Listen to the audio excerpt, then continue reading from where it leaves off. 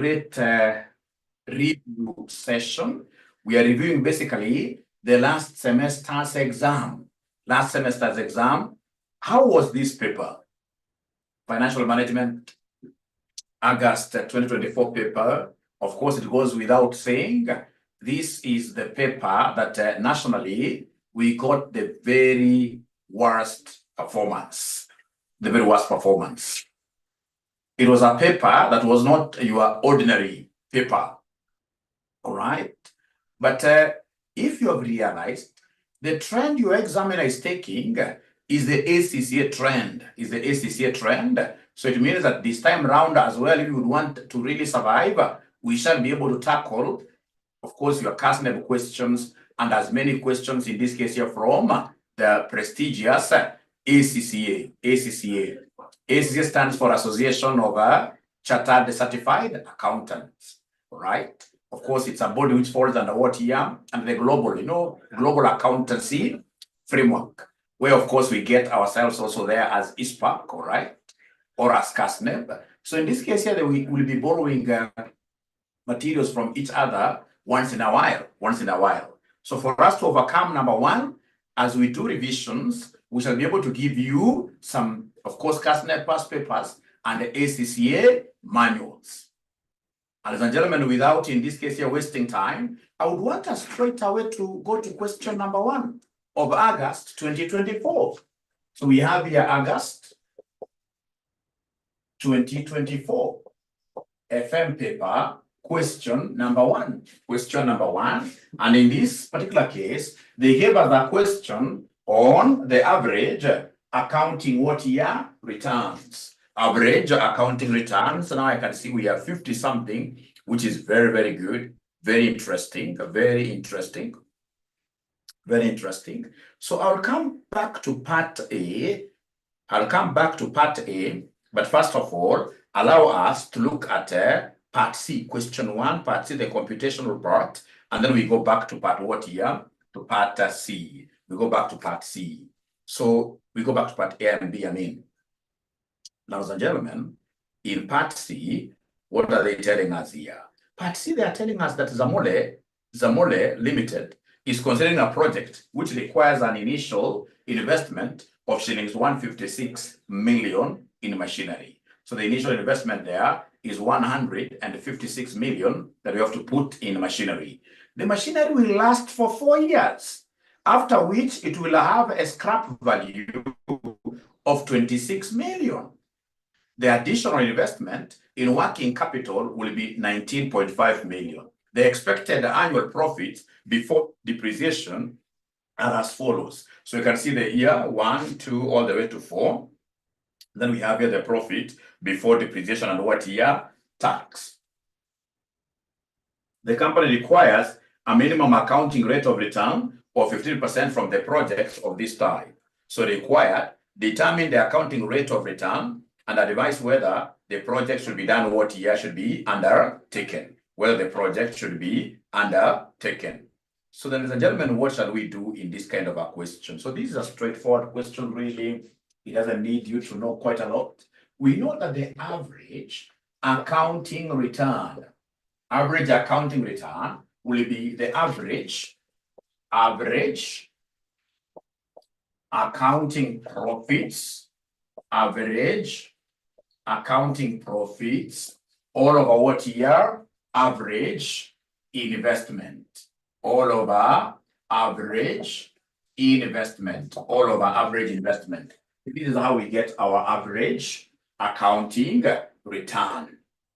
The average accounting return, we take the average accounting profits, preferably which profits are this net income. So preferably the profit after what year? The profit after tax. Preferably the profit after tax. All right. So here they have given me profit before depreciation. So the very first thing that a good student did, first of all, was to give us the depreciation per annum. So depreciation per annum, for us to be able to offset this out of the profits before depreciation provided. So profit, or rather depreciation per annum, this will be your straight line depreciation. How do we get this straight line depreciation? We normally take the initial cost minus what here? Initial cost minus any scrap value. Any scrap value. We divide this by number of what year? Number of years. We divide this by number of years. So for us to be able to get this depreciation per annum, what are we doing?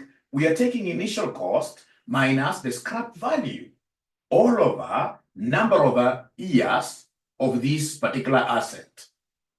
I'll do my figures in thousands. My figures here will be in thousands. So we start with the initial cost. So initial cost, ladies and gentlemen, what do we have here? Initial cost. If I share back the paper, so you can see, ladies and gentlemen, here that the initial investment of the machine is 156,000 and the scrap value is 26,000. So 156,000. So we have here initial cost of the machine is 156,000 minus the scrap value, which is 26,000 like that. The number of years, they told us that this particular asset is a 4-year asset. So then are you able to give me the depreciation per annum? Are you able to give me the depreciation per annum here? Yeah, according to Tunde, is getting 32,500. Every year, this asset is losing 32,500. Is there someone else who can confirm that this figure is correct? Always like us working together, 32,500. So this gives us 32,500. This gives us 32,500. Now, ladies and gentlemen, this was the first thing that you ought to have done. This is the first thing that you ought to have done. And then, of course, now here, we can do our PBDT adjustments. They have given us here profit before depreciation here. All right. So for each of the years, 1, 2, 3, 4. All right. Profit before depreciations. I hope you are able to see this. They have given us profit before depreciation. What are they giving us, ladies and gentlemen, here?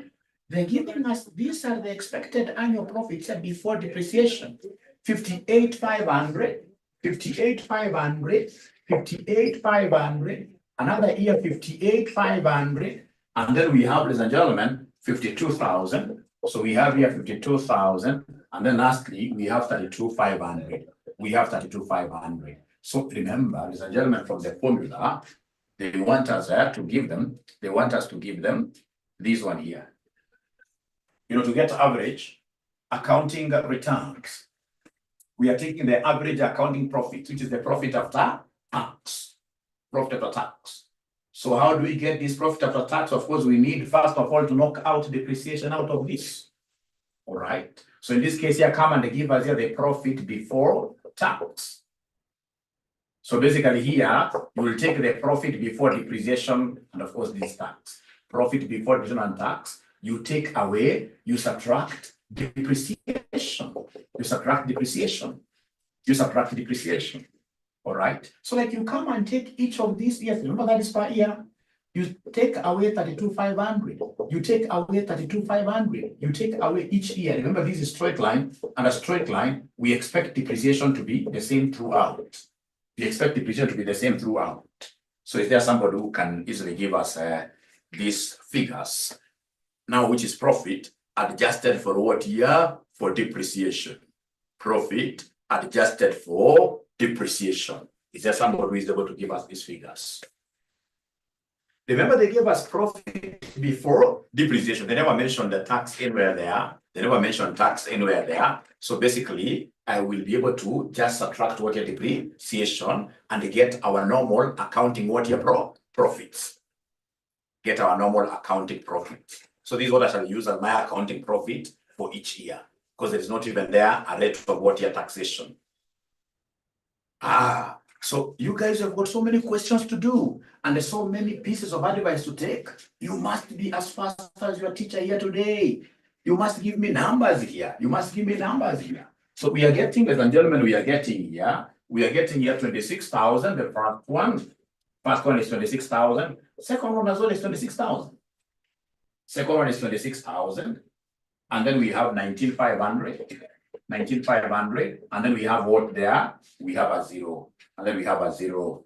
Can somebody confirm these figures? Catherine has confirmed them. Are they okay? If they're okay, please put your thumbs up like this, like a ninja, a CPA FM ninja, CPA FM ninja, CPA FM ninja. So these are our now normal accounting profits. If we had tax, we would have adjusted tax to get PAT, but the rate of tax here was not provided. So this is what we shall use as our accounting profits. This is what we shall use as our accounting profits. So these are our accounting profits here. So these are our accounting profits. So once you give me these accounting profits, remember in the numerator, I need to average them. So give me the average accounting profit. Give me the average accounting profit, which will be 26,000 plus 26,000 plus in this case here 19,500 plus in this case here 0 divided by what year? Divided by 4. We divide this by 4 years. So many students were able to reach here, but they thought that 0 cannot be accounted for, cannot be. So they were taking this plus this divided by 3, which was wrong, So then this gives us 17. This gives us 17. This gives us 17, 875. 875. 875. So up to here, my good students, are we really together? Up to here, are we together? Up to here, are we together? Yeah, we've been able to average to get the normal mean. Now, from ladies and gentlemen, a good student went ahead here and they gave us the average investment. The average investment. A good student went ahead and gave us the average investment. And how do we get this average investment? This is very easy. You take the investment at the beginning. Investment at the beginning. Investment at the beginning. Plus the scrap value. Plus the scrap value. And then we'll come and divide this by what year? You'll come and divide this by number of what year? You'll come and divide this by number of what year? You'll come and divide this by number of years. You'll come and divide this by number of years. You'll come and divide this by number of years. So you'll take investment at the beginning plus our scrap value. Plus our scrap value. You divide this by number of years. Then how do we get our investment at the beginning? To get our investment at the beginning, we shall take the cost of the machine. Cost of the machine, we shall take cost of the machine plus any working capital provided. Cost of the machine plus any working capital. Cost of the machine plus any working capital given. Investment at the beginning. You take the cost of the machine. So cost of the machine, in this case here, it is 156,000. 156,000 is the cost of the machine. Have they given us, in this case here, any investment in this working capital? Investment in the working capital. Have they given us any investment in the working capital? So you can see here, the additional investment in working capital is 19,500. It's 19,500. So in this case, it will be 156,000 plus 19,500 plus 19,500. 19,500. And ladies and gentlemen, so many of you were depreciating this working capital. Working capital can never be part of our depreciation equation. Nowhere. So in this case here, most of you, when we were getting that depreciation, you are taking like this plus this. No. It's only this plus, or rather this minus the scrap value. But when you are looking at the total investment at the beginning, you look at like how much are we giving to get this machine? 156,000. This machine will not be able to operate itself. We need, in this case here, we need some working capital. So plus 26,000, like, or rather plus 19,500. So is there somebody who can give me this amount? Is there somebody who can give me this amount, ladies and gentlemen? So this gives us 175. This gives us 175, 500, like that. 175, 500, like that. 175, 500, like that. And then now you'll be able to come, ladies and gentlemen, here and they give us our average investment. So go ahead and give us our average investment. Go ahead and give us our average investment. So if you do this 175,500, we add the scrap value. Scrap value, I hope you're able to remember 26,000. We divide by 2. We divide by 2. So we'll take 175,500 plus that scrap value. We can check it out here. This scrap value. Okay, remember the scrap value here. Our figures are in thousands, remember. 26,000. 26,000. And then we shall be able to, whatever we get there, we divide by 2. So are you able to give me this answer, ladies and gentlemen, pretty fast? Yeah, according to Catherine, we are getting 100, 750. 100, 750, like that. So that is the average investment. That is the average investment. And don't forget, what you are calculating, ladies and gentlemen, is known as the average accounting return. Average accounting return. The average accounting return. The average accounting return. So the average accounting return equals average accounting profits, average accounting profits over average investment, over average investment. So the average accounting profits, you guys have given me a value up there. Do you remember the average accounting profit? You guys had averaged something there. You guys had averaged something there. You guys had averaged something there, which somebody should be able to remind Mwalimu here pretty first. Which somebody should be able to remind Mwalimu here pretty fast.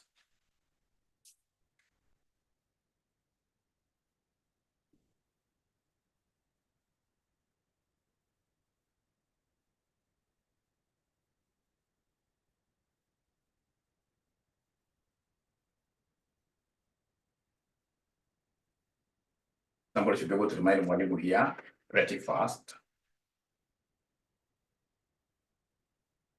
17,875, isn't it?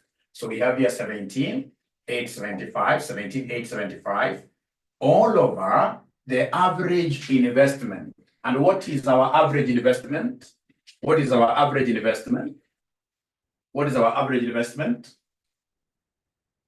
What is our average investment? It is 100, 700, what here? 50. Whatever we get, we multiply this with what here? With 100. Whatever we get, we multiply this with 100. Whatever we get, we multiply this with 100. So what figure are we getting there? What figure are we getting there?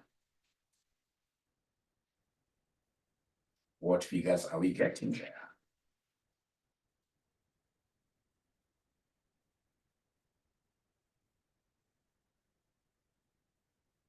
What here? 17.74. So they're getting here 17.74%. 17.74%. 17.74%.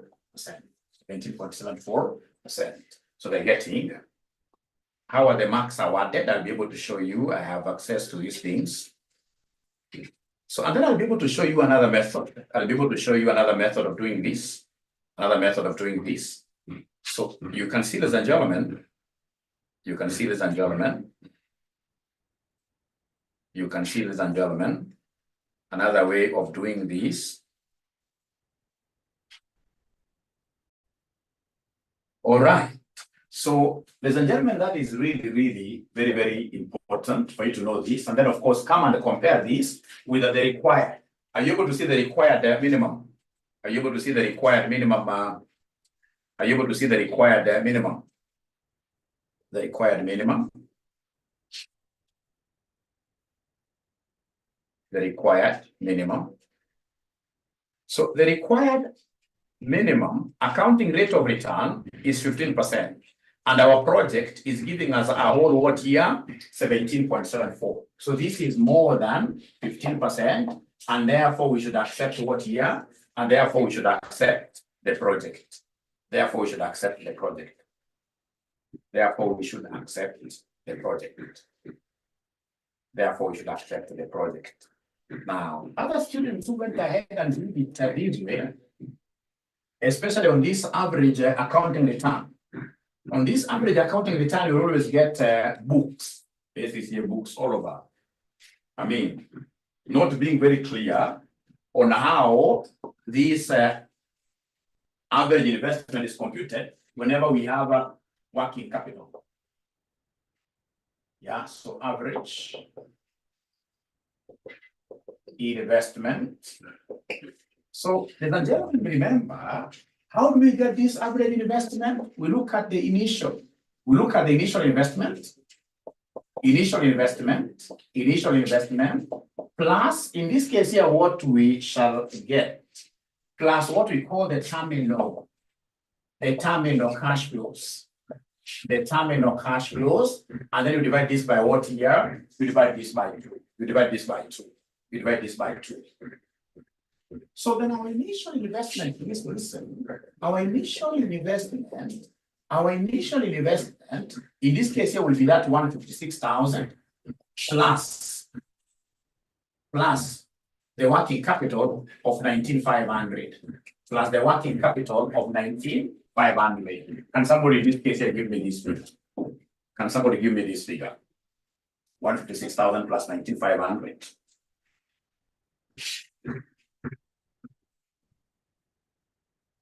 So 156,000 plus 19,500. Remember, 19,500 is our working capital, which was invested at the very beginning.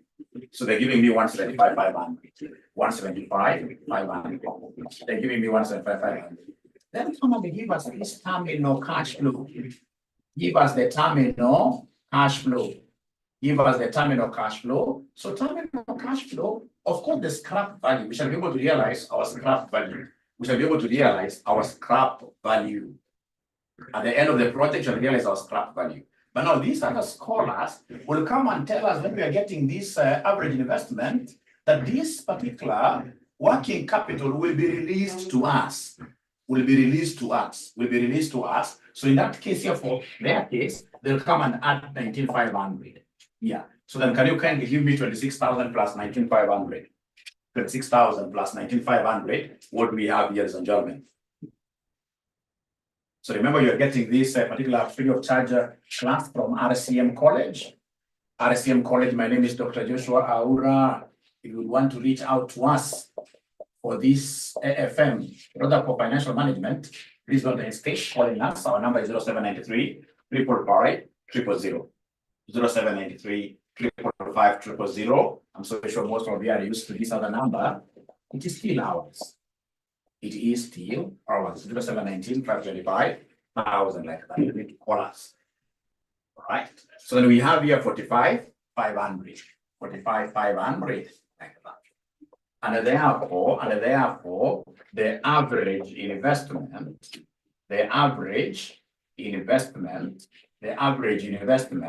would be our initial investment of 175,500 plus, in this case here, this 45,500. 45,500 you divide by what year? You divide by 2. You divide by 2. You divide by 2. You divide by 2. So is there somebody who can give me this average investment? So you will not get the same answers, but either way will be right. Because remember, finance is something that is really evolving. So there are so many, disputes. At times, in this case, scholars are disagreeing. Either way, these two methods, they make sense. Of course, you'll not be able to get the same answer, but either way, you will be correct. So in this case here, we have here 110,500. And then, of course, if you're using this approach,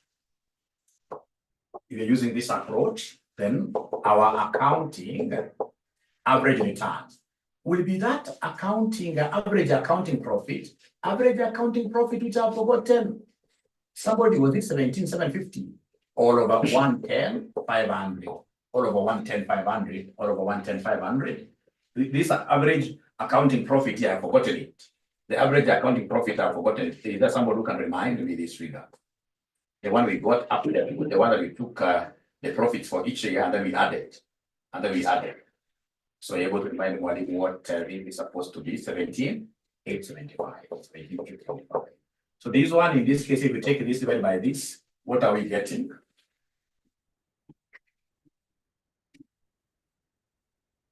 This is now what gave you 16 point what here. This is what gave our students here 16 point something. And either way, if you look at the given marking scheme, if you look at the final, not the one that I have there, if you look at the final marking scheme, either way they were giving full marks. They were giving full marks. So again, this is more than what here, this is more than 15%, and therefore the project is what here? The project is viable. The project is viable. The project is viable. So we don't want to look at the past, like, I mean, you failed, you did what? No, the question is, should they give us this kind of a question in the future? Are you at a position of now getting this AAR correctly? In the future, should they give us this kind of a question in the future? Shall you be able to get now full marks? Shall you be able to get full marks? That is the most important thing, ladies and gentlemen. That is the most important thing moving forward now. Shall we be able to get all the marks under accounting, average accounting, rate of return, waiting to get feedback from you? It's only 2 students. That means I'm a very lousy, bad teacher. I'm a very bad teacher. Students are not able to understand more. Thank you so much. So we should be able to appreciate this. We should be able to appreciate this. Now, ladies and gentlemen, moving forward, you know, most of you, especially the students who tried this paper, if you tried this paper and then you failed, it will not be wise for you to just join what year? The normal class. When you join the normal class, what would it mean? Again, you start taking notes. If I were you, I would buy into this idea that Dr. Joshua is telling you, that let's form a special revision class. A special revision class where simply we'll be tackling questions and answers. Yeah, where we'll be simply tackling questions and answers because already you have the notes, right? So that by the time they're giving us this exam, our knowledge level will be up there, So on this special revision class, ladies and gentlemen, we are going to charge Kenya shillings 3,800. Kenya shillings 3,800, which is a discount, you know, because our normal classes are 4,800. 4,800. So we simply form a special revision class where our work will be to tackle questions and answers topically. And we should be able to finish those questions and answers topically in a very, very short time. In a very, very short time.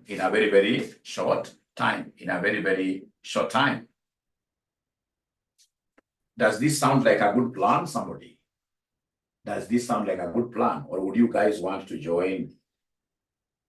Yeah, it does. I'm telling you, this is what will work for you. Because if you look at the financial management examiner, is raising the bar every other day. So the very best thing is for us to form a special class where we tackle the CASNEB questions, we tackle the ACCA questions. I mean, we do exams. And then, of course, I give you access. You see, again, the moment you pay for this special revision class, we shall also be able to put you together with the other students.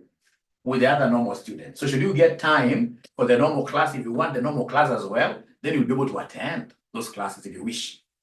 But I'm telling you what can, in this case here, assist you guys is this special special class. So we shall charge you Kenya shillings 3,800. I can see somebody in this case they're complaining that the economy is not doing very well for them.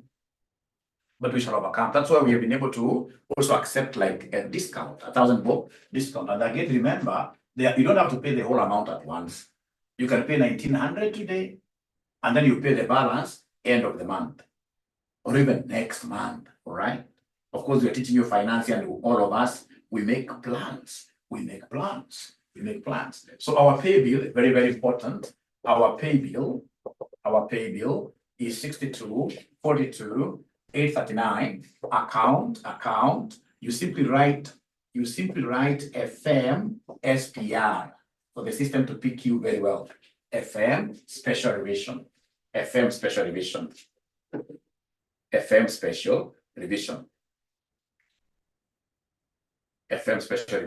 So you'll only pay if you pay. But remember again, if you have not done this paper before, you have to join the normal class because you won't fit here.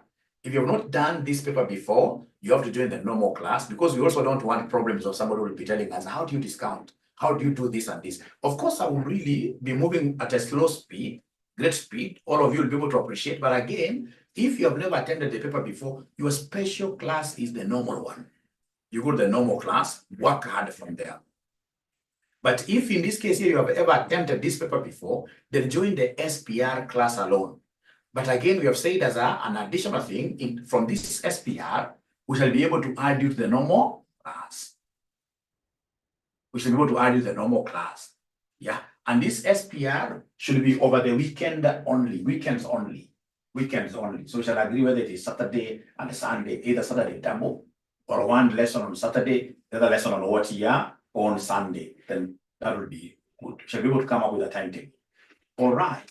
So thank you very much. And then when you look at,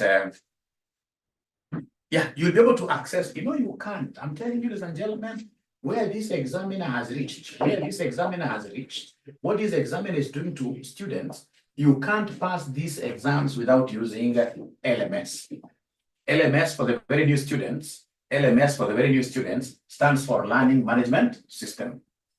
It stands for the Learning Management System.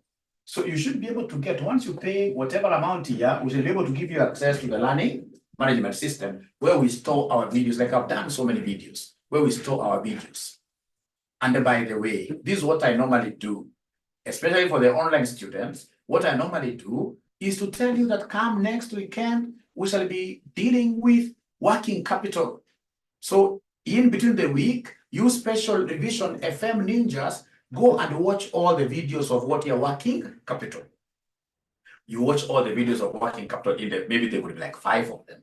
So you watch them, finish watching them. And then now when you come on Saturday or Sunday, because I'm the chief ninja, remember, I'm the chief ninja, the coach. What I will always do is to come up with like a question. I tell you guys, attempt this question first. Within the class name's time, the 30 minutes something time. So you attempt a little bit in whatever time, could be 30 minutes or whatever. At times I realize you guys, all of you are stuck. And then now if you're now in this case, you are developing great creative thinking systems for this paper. This paper needs creative thinkers.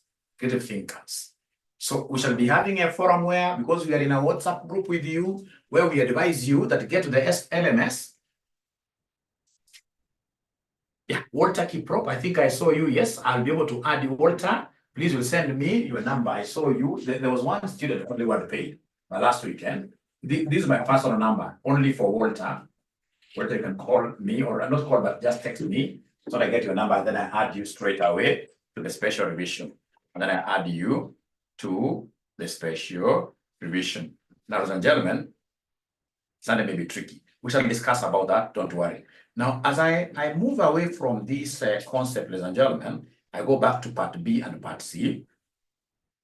There is something very important I would want to show you for students, in this case, who have not been at RCM.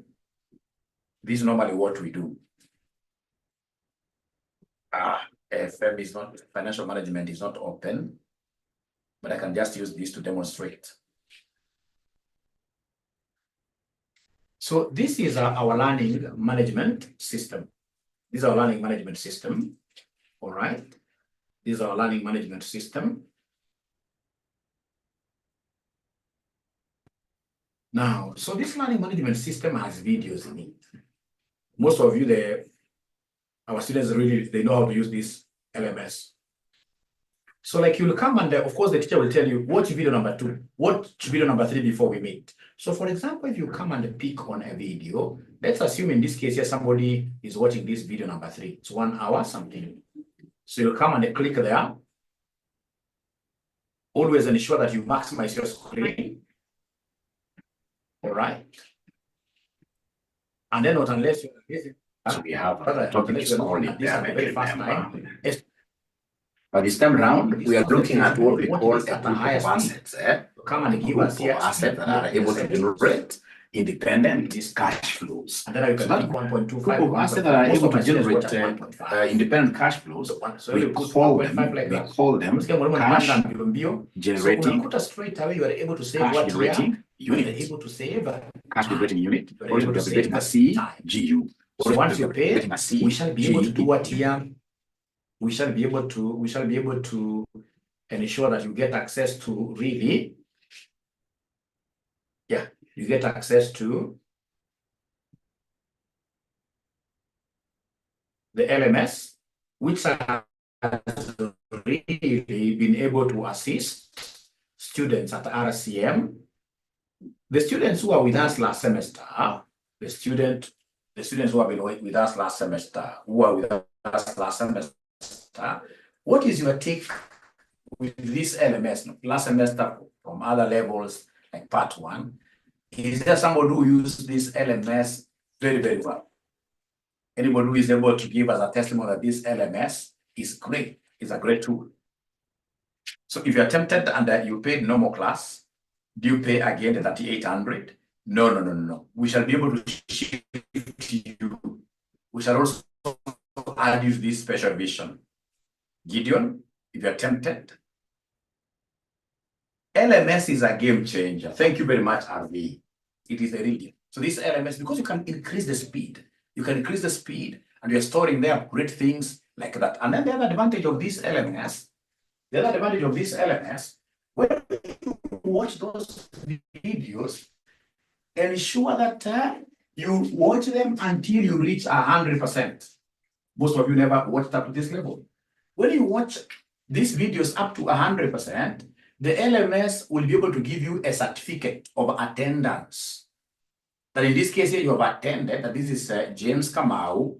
James Kamau has attended financial management training for 3 months, a certificate automatically. So, we are trying to give you things that can really motivate you. Certificate of what here? Attendance. And I'm telling you, those certificates here are game changers as well. Because when Kasnev gives you like one certificate saying you are a accountant, many people may not be able to understand. But when you get certificates from RCM saying that, for example, you on the money, that's how you can easily choose. You choose the certificate that works for you. You don't have to put like all of them. No. You choose like a few of them, depending on what you're doing. All right. And you put them inside some good folder, plus your degrees, plus your other qualifications like that. People will be able to appreciate that certificate of financial management more because it speaks volumes. It speaks volumes. All right. So then ensure that you clear. And the other thing, you'll get somebody in this case here, for example, in the LMS, they register their names like this, that they're registering like instead of saying Kimani,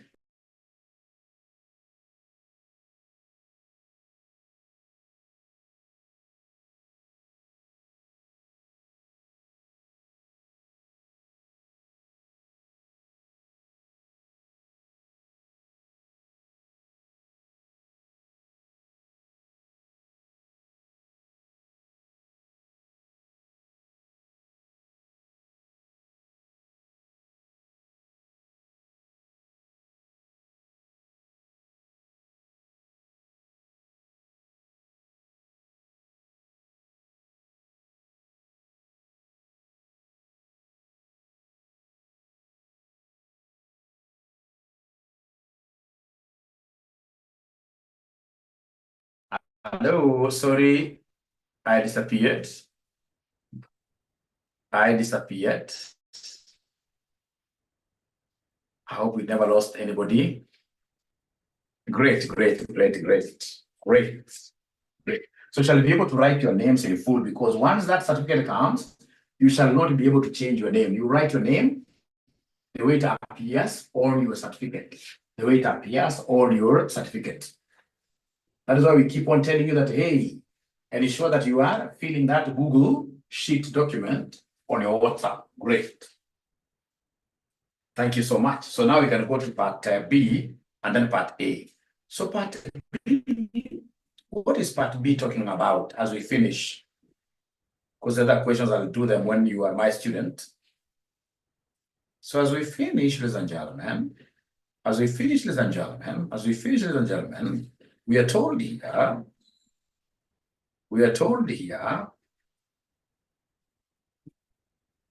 The principle that governs all ethical behavior for finance managers in practice and in business helps them to navigate the complexity of their work.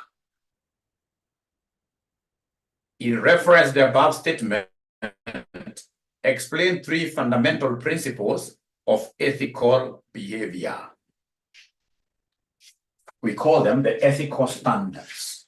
The ethical standards. They cut across. These are the same standards that you normally study in audit and assurance, all over the ethical standards. Ethical standards. So the ethical standards, we have a whole standard on integrity. A whole standard on integrity. We have another standard on confidentiality. Confidentiality. We have another standard on objectivity. Objectivity. What we call independence. Independence. Then we have in this case here another standard called professional behavior. Professional behavior. And then lastly, we have what we call professional competence.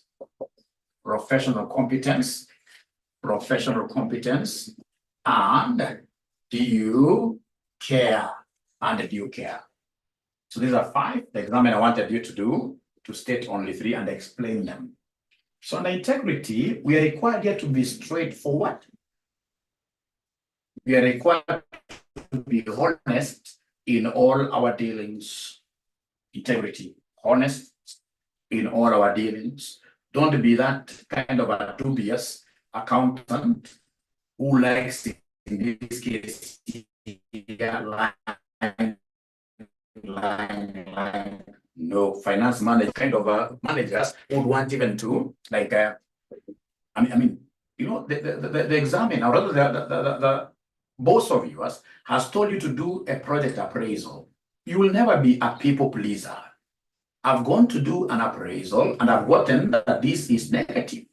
So even if, ladies and gentlemen, there is whatever, I'll be able to come and tell these guys, I've done this appraisal and this project is not going to be good for your company. It's not going to be viable. So in this case here, poor network. Sorry for that. How about now?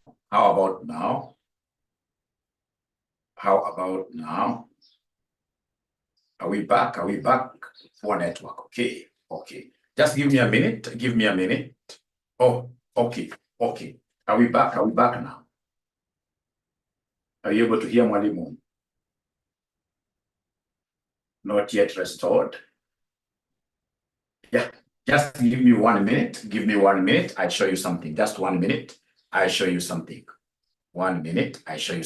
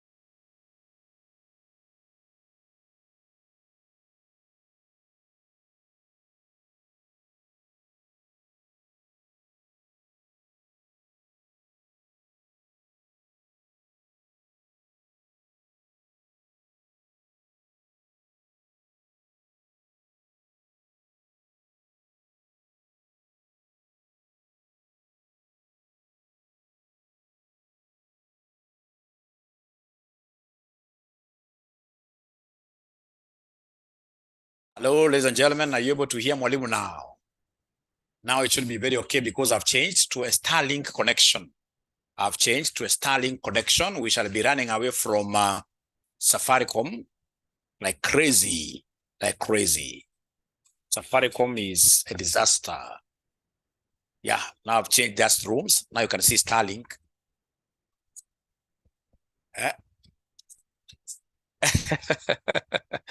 Yeah, Starlink is very good.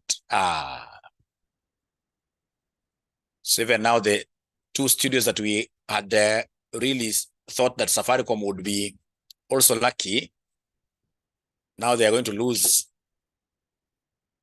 Now it shall be Starlink.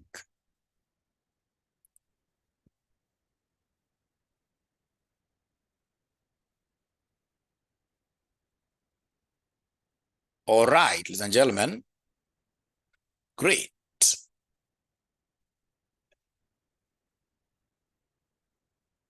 Great. So what do we have here, ladies and gentlemen? Then what we have here at the end of the day, now very nice and clear from Mombasa. Great. So then what we have at the end of the day, in terms of professional ethics, at least one person has paid, which is very good. So in terms of ethics, we've said number one, here I don't have a whiteboard. So we have here integrity. Under integrity, we are required here to be what? Here to be straightforward, to be what here? To be honest in all our dealings, to be honest in all our dealings. And then number two, we have confidentiality. Confidentiality, ladies and gentlemen, confidentiality, that's standard number two, that accountants or finance managers see what mdomo. If you are here, and of course, in this case here, whenever you hear that somebody for example, comes to your office, all right? And this person in this case here, for example, wants an advance, salary advance. They want a salary advance. And then once in this case here, you get that kind of communication, and then you start discussing these people, this person out there, then you are not born to be an accountant. An accountant should be able to die with so many secrets. All right, not unless it is something that is pushing you, something in this case here that is of public interest. All right, yeah, you're right. That is of public interest, ladies and gentlemen. You shall not be a gossiper. Accountants are never gossipers. All right. So, for example, your company is going to post like very huge profits. So you get out of your company, you're the finance manager, you're privy to that information, you go and share that information with your wife at home. So then your wife, in this case here, goes and buys shares from your company, knowing that in 2 months' time, the company is going to post huge profits. And the moment they post these huge profits, what will happen is that the share price will go up. So if your wife does that and she profits out of that, that is known as insider trading. Insider trading can take you to jail. You as an accountant. That can take you to jail. You as an accountant. So in this case here, accountants are supposed to be men and women of few words. If you are here and you know that you are that person, unasema yani mimi nataka, Kiswahili mnasema namna gani, si umbea. Kuna Kiswahili jina watumia sana, moshene. Yeah. You ujue straight away, please change your course. Change your course before you start doing advanced. Yes, change your course before you start change your course before you start doing advanced. Now from there, ladies and gentlemen, we have here objectivity. So objectivity is all about you being independent. So this is all about you being independent. Independent is all about you being independent. It's all about you being independent. Yeah. You see, for example, you could be a finance manager in Parliament, the Parliament of Kenya. And then you are being required, for example, to get outside there and do some evaluation. When you go to do some evaluations, there are so many people out there who have got various interests. There are people who would want to, they will come and tell you that you go and overstate this value. So the moment you go their way, then you will not be objective. You will not be objective. There will be an international water disaster there. We need people who are objective. People will not be driven by small things here to lose their objectivity. Yeah, please go ahead and ask questions. Go ahead and ask questions. All right. So, you know, Kenyans, generally, we are very, very greedy. That's why I was reading the other day that about 60% of our people here, we go to our workplaces every morning with the intention of stealing. Those are not finance managers, because chances are you won't be independent. And then remember, to be independent, we normally use the acronym SURFACE. The acronym SURFACE. The acronym SURFACE. We normally use the acronym SURFACE. To be able to evaluate your independence, we normally use the acronym SURFACE. Yeah, thank you very much. The first one there is self-interest. We have advocacy, familiarity, yeah. So self-interest, advocacy, familiarity. Continue like that. That's very good. We have intimidation, intimidation, intimidation. And then we have what we call self-review. We have what we call self-review, self-review. We have what we call self-review, self-review, self-review. Now, under self-interest, ensure whenever you are called upon to do like now evaluations, you as a finance manager, ensure that you are really impartial. If you have shares, for example, in a company that you've been told you to go and value, you know that those kind of shares will drive you to saying that the company has got a higher value. So you should be able to say no. All right.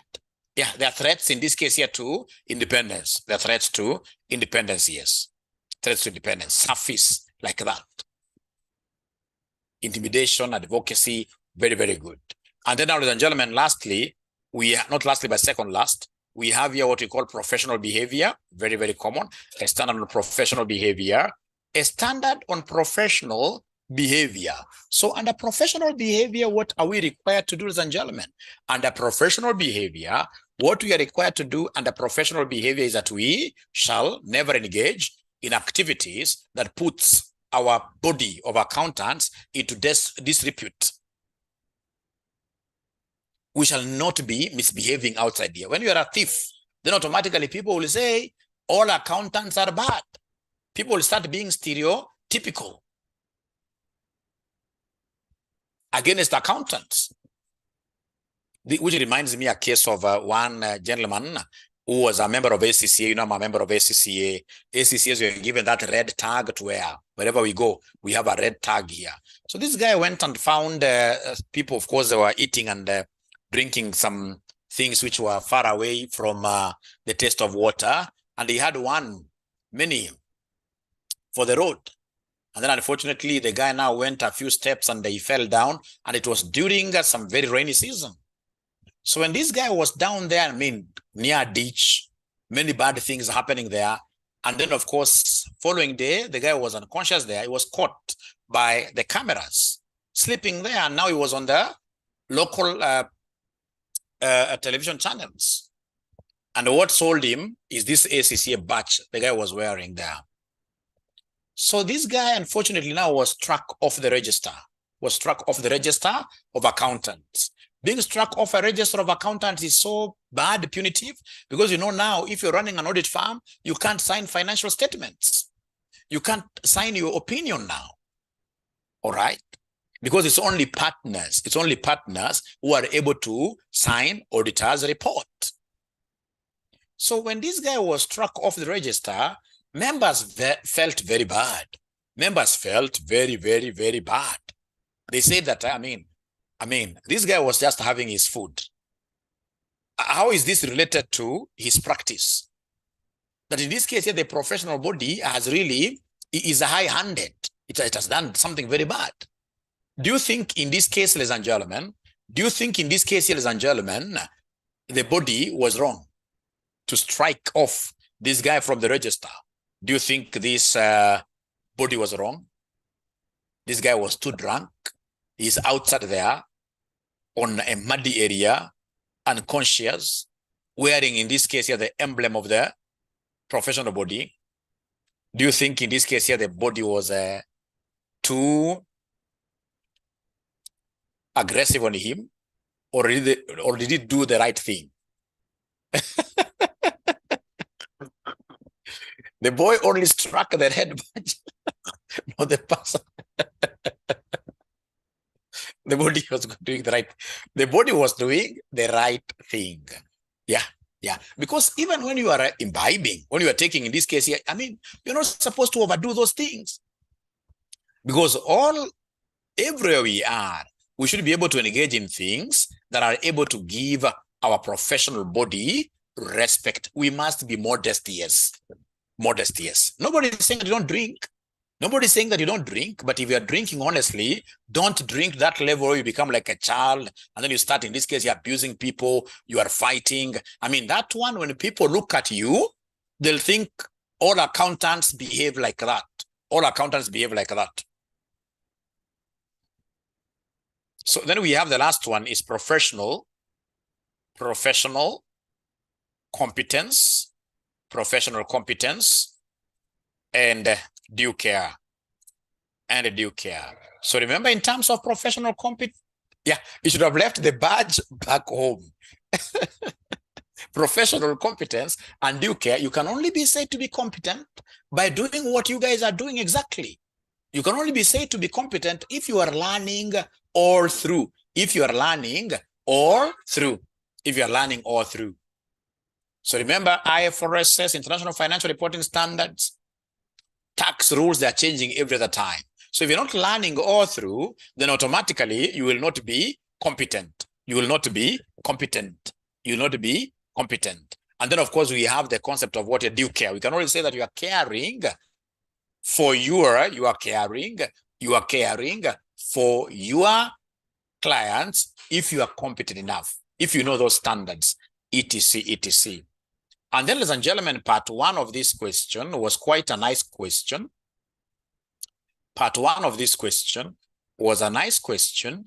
We have here venture capital and a private equity. Is there somebody who can give us the difference between venture capital and a private equity? Venture capital and a private equity. From the word venture. Before we look at this one, venture capital and private equity. Venture capital and private equity. Is there somebody who could be knowing the difference between venture capital and private equity? Again, one thing that I've realized, this paper needs you guys to be very well informed. So I'll be sharing articles with you from the Business Daily. Often, whenever I come across a good article, I'll be taking a photo of the same, make it a PDF, and share with you so they can read. Because like venture capital, I mean, this is really a big thing in Kenya.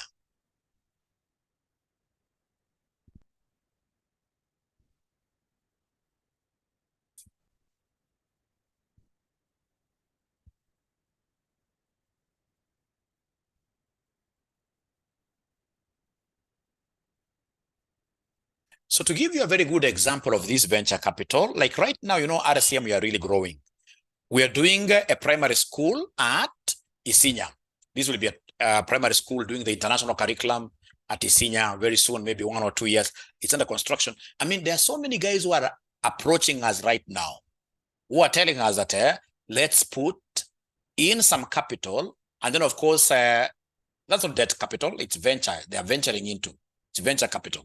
So once in this case they put in capital, in exchange for their capital, we shall give them, in this case here, what here? Shares. We shall give them shares. So under venture capital is a form of financing where capital is invested into a company at the startup, or when it is very small, in exchange of equity in the company. Yeah. And if you are keen enough, ladies and gentlemen, you must have gotten where, for example, let me give you just a local example that you'll be able to, in this case here, just understand very fast. As RCM, if, for example, we wanted to raise venture capital today, what will we do? We'll go to investment bankers like Dare and Blair. So these investment bankers, they should be able to look for those venture capitalists who like investing in primary schools, for example. Like, you know how, McKinney in this case here was, they gave out shares to some venture capitalists, McKinney School. Then we have private equity. So is there somebody who is able to tell me what private equity is? PE.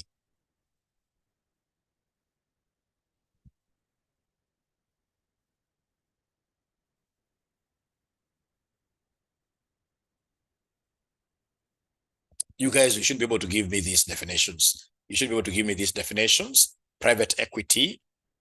Yeah, Winnie, I'll be able to repeat. I'll be able to repeat. I may not have using the same words, but whenever we talk about venture capital, so under venture capital, the investor who is coming in will give us what we call startup capital, will give us startup capital or a business growth capital. And then in exchange, we give them our shares, we give them our equity, we give them our equity, we give them our equity. So under venture capital, we'll get an investor from either our local area here or even international investors coming to give us startup capital or what we call business growth capital when they are very, very small. When they are very, very small. When they are very, very small. All right? All right? And then in exchange, we give them like 25%.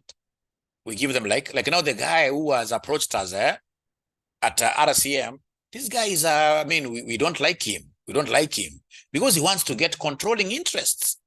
He wants to get, in this case here, more than 50%. And yet we have really struggled. Remember, it's something that we'll be able to show you guys very soon because we want your children to come and study there. Yeah. Yeah. And then now somebody comes from nowhere because he has serious monies. He tells you that now for me to come on board, I'm giving you this amount, but you have to give me this percent, which is more than 50%. So now, we would rather in this case here build slowly with loans, with what you guys are able to give you as fees, etc., like that. How about private equity? Somebody talk about private equity. Sarah is talking about private equity. Is a private capital which is not shared to the public. To the public. I like the name public there. And remember, private equity normally will be at the stock exchange. Will be at the stock exchange, private equity. At the stock, like Nairobi Stock Exchange. So Nairobi Stock Exchange, now they have got like what I would call two counters. So they have what we call private equity and a public equity. Public equity, whenever we have listed companies wanting money, listed companies, they will easily go and they sell their shares to the public. They sell their shares to the public. So the shares are advertised and the people are able to buy. Like, for example, when Safaricom was going publicly out there, they sought for a public equity. They did what we call an initial public offering, IPO, initial public offering. But again, ladies and gentlemen, there are some ninjas at the stock exchange there who know that companies are at the stock exchange to look for what? To look for funds. So then what these people will do, like now, if I was a rich man, and I really pray that I'll be very rich, to reach a level where I'm able to do a private placement. So I go to Nairobi Stock Exchange, tell Nairobi Stock Exchange, my name is Aura Joshua, and as Aura Joshua, I have some 10 billion Kenya shillings. I don't want to put this money in Equity Bank or in any other bank. I simply want to put this money in your way, on your way. So should we get, like, for example, Kenya Airways? You know, at times you may not be having that good reputation to raise money publicly. But you see, we may easily get one or two individuals like Joshua Aura here who are, for example, billionaires, all right, who are willing to place their private funds with you, So that becomes a private equity. So basically, private equity, again, they're not run by one individual. It will be, in this case here, we have Sarah, for example, we have Winnie, we have another person. We form a pool of funds that we call private equity. And that private equity firm is known. Whenever these big firms want money and they don't want to get public, they don't want to sell their shares to the public, they may not even be having those shares to sell. All right. Then in this case, they shall look south and they come straight away to the private equity counter, private equity counter, private equity counter. So please listen here. Please listen here. So whenever we talk about private equity, it refers to ownership in entities that are not publicly listed, in exchange for equity or ownership stake. I'm reading here. To invest in a company, private equity investors raise pools of capital from limited partners to form a fund.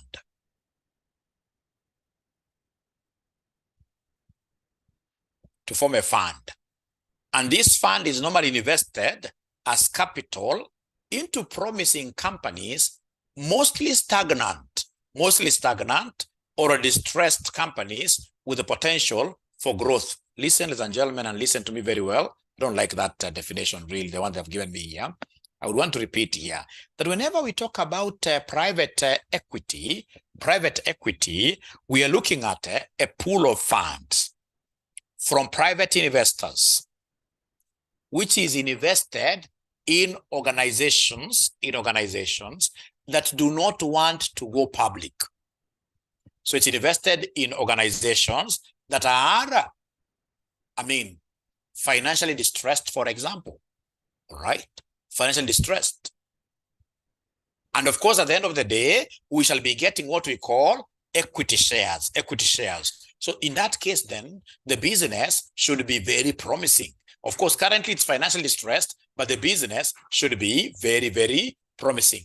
The business should be very, very promising. And then, ladies and gentlemen, there is one thing you need to be doing.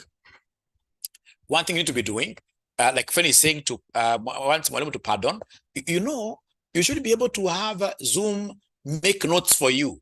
Zoom should be able to make notes. This theory, the theories we're discussing here, Zoom should be able to give you very good notes.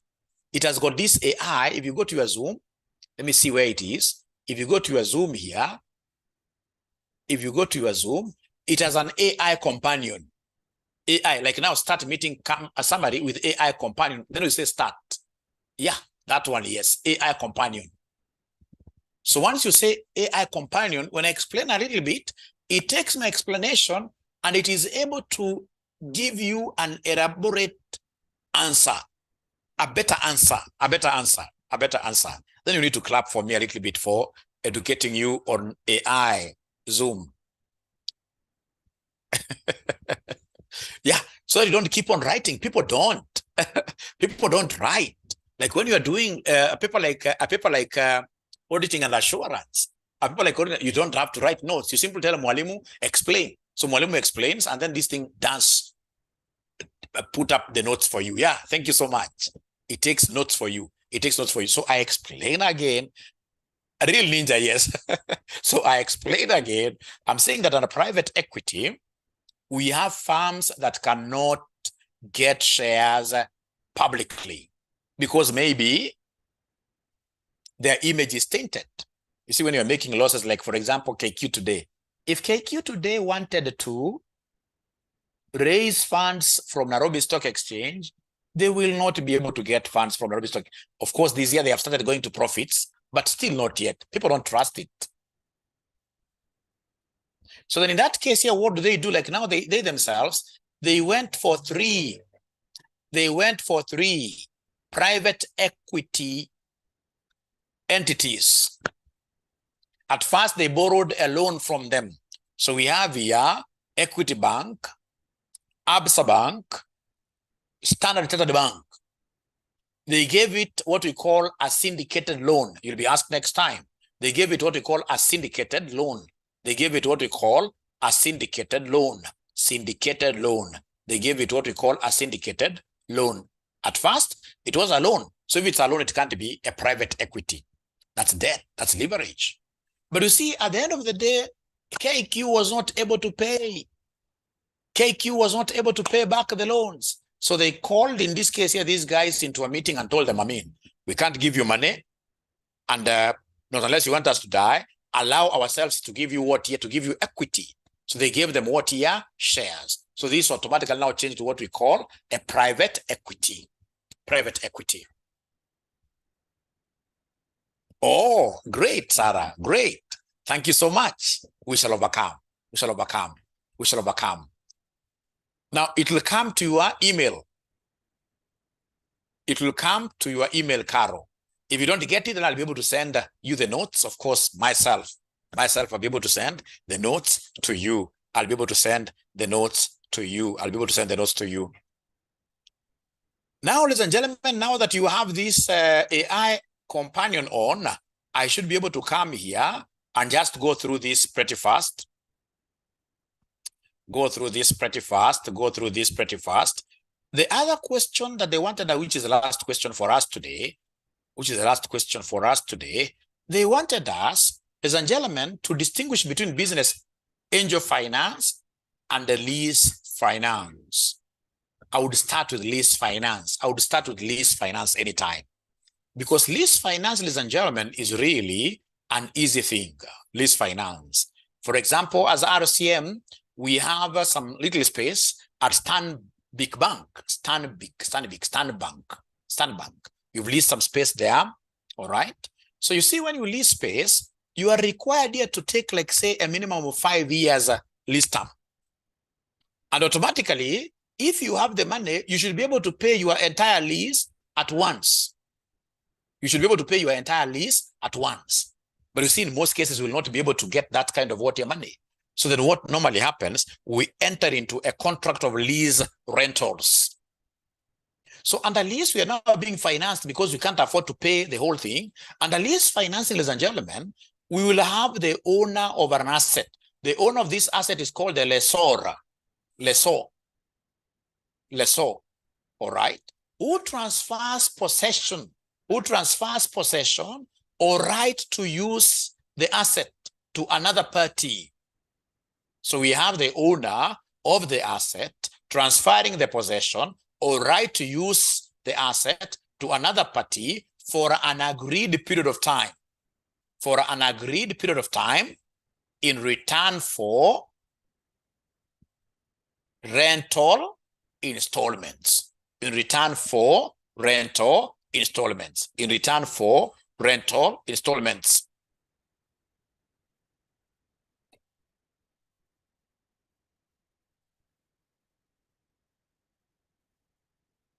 So whenever we talk of lease financing, you must talk about the lessor. You must talk about the lessee. You must talk about, in this case here, this installment rental amount. So you're being given the right to use an asset for a period of time, which has to be agreed. In exchange, you shall be paying lease rental installments like that. You'll be able to get everything. How about this angelic investor? You guys must have heard about business angels. So business angels are normally high net worth individuals. Hawa ni masource, sijui kama ni source, masonko. Hawa ni masonko sasa. So nakuta huyu sonko anaitwa business angel. All right? He'll be able to provide some financial support for small businesses. This is a small business. For small businesses in exchange for equity in a company. A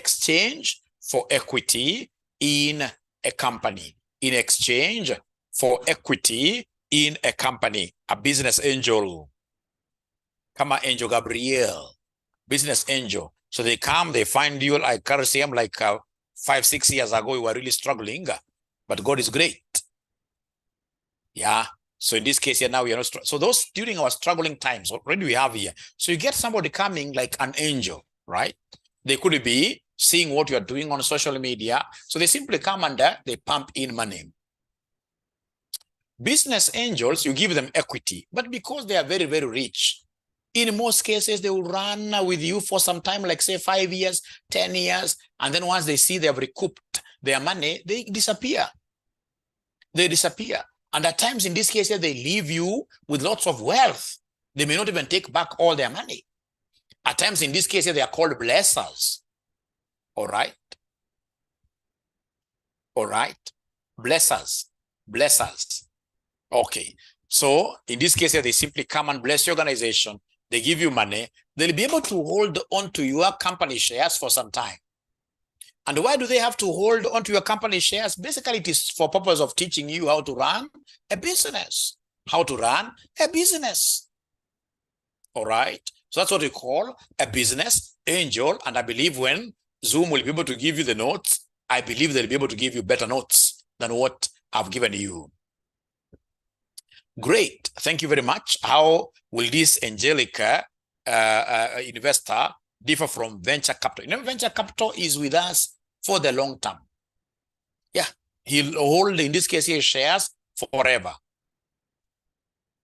But an angelic investor, an angel, this angel, first of all, may not even tell you to do valuations. I'm telling you, venture capitalism, ladies and gentlemen, you need to do a lot of work. There will always be some middle parties there. There'll be agents there. There'll be agents there. Actually, Francis, I wanted to use that term, but I feared a little bit, but I like that term. I'm a sponsors. Mbabas. Yeah. So in this case, ladies and gentlemen, when it's an angel investor, the angel investor will come in, he'll give you so many goodies, like kind of freebies, some kind of freebies. All right. So many of them. All right. He'll take in on some shares, but it's not with you forever. These are those old wazers, for example, will come like now from France. They come and buy into your business idea. They want to help you. And that is why we started by saying high net worth investors. They're not really interested in your company. They may not even be able to be part and parcel of your management in your company. So they basically want to help you. I hope I've answered your question. So ladies and gentlemen, I'm looking forward to getting you guys signing up for this particular Adani. Is Adani really an angelic investor, or is he an opportunist? Is he an angelic investor, or is he an opportunist? Yeah, somebody may argue that it's an angelic investor because they stay with us for 30 years.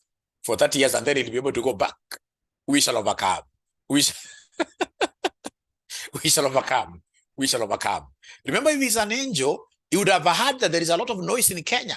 If he's an angel, I mean, where there is a lot of noise, an angel will not come. Angel Gabriel will not come. Yeah. So we shall overcome. So I'm looking forward to teaching you guys. But now remember, for this thing to become viable, we need to have more than 100 students signing up for this course. More than 100 students. Do you think I can get over 100 students signing up for this SPR? Because you know me, I normally teach the advanced level FM. All right. All right.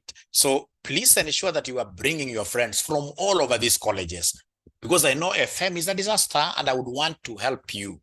I would want to help you. Yeah. Sarah has a question. I was forgetting Sarah.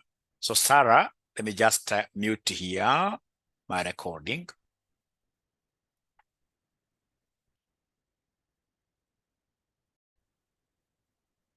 Yeah. So I believe you guys will be able to bring in your friends for you to ensure that Mwalimu gets over 100 students doing SPR, and then we shall be able to come up with a timetable. Our number for inquiries is 0719 525 000. 0719 525 000.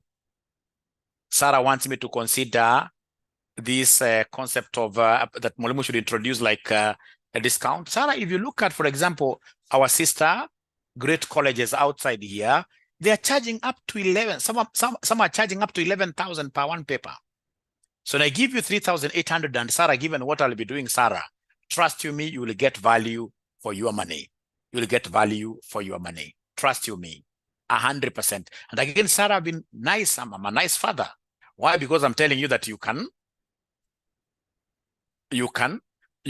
in this case here, pay in 2 installments or even 3. Hata ukiweza kulipa 900, Hivyo. So long as usikue ninja mbaya, utakuwa white ninja. We don't want black ninjas. White ninja anajikokota kia anamaliza kulipa like that. So I believe, Sarah, we shall be able to work together. That's a very good plan. You can't get that kind of a plan anywhere. You can't get that kind of a plan anywhere. Trust you me. All right. So I've seen already one student has paid.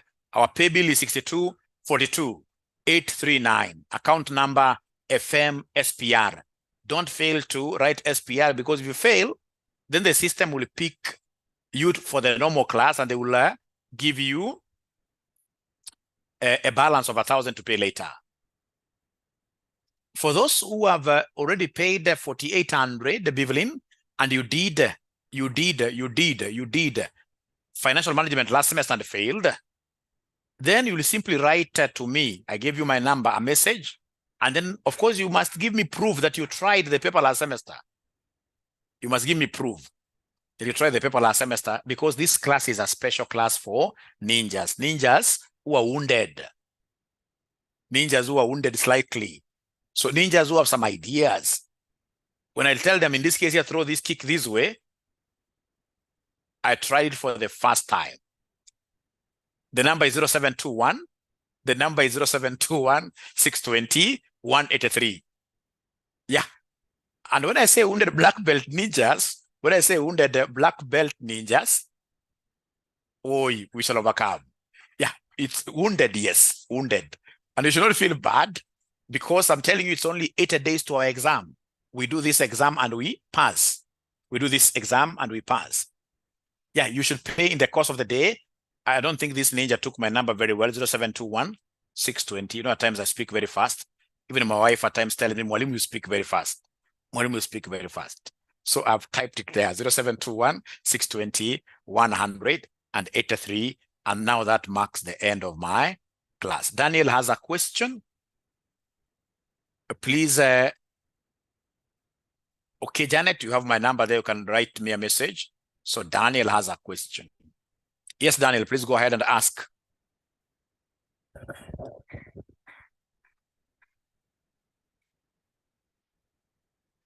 This coming December, we are passing.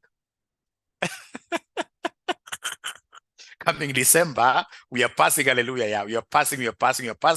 And thank you very much for spreading the word RCM outside there like fire. Thank you so much. That is why we are willing to always do more for you. Thank you and bye.